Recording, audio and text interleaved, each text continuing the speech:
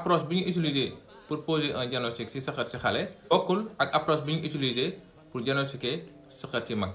ki day laaj mu ne sama doom sëqët moo ko sonal. dinaa la wax ñetti diagnostic yoo xam ne dañ koy faral di gis ci xale boo xam ne day sëqët. bu fekkee gan nga ci kër gi mën nga partager vidéo bi fas yéene yee képp ko yittewoo. bu leen fàtte ne boo tapé Kër Docteur mën nga seetaan samay vidéo ci nu mu gën a yaatoo.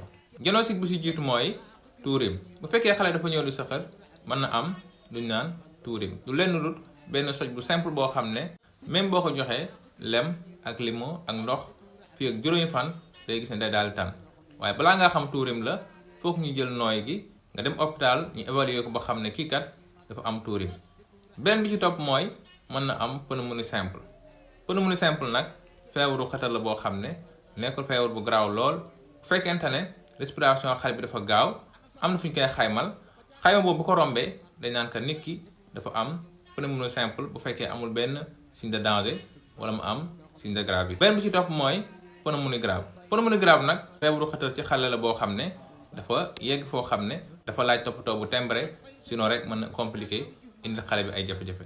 su ngeen amee yeneen laaj mën ngeen ko bàyyi ci commentaire yi pour yeneen vidéo jërë ngeen jëf.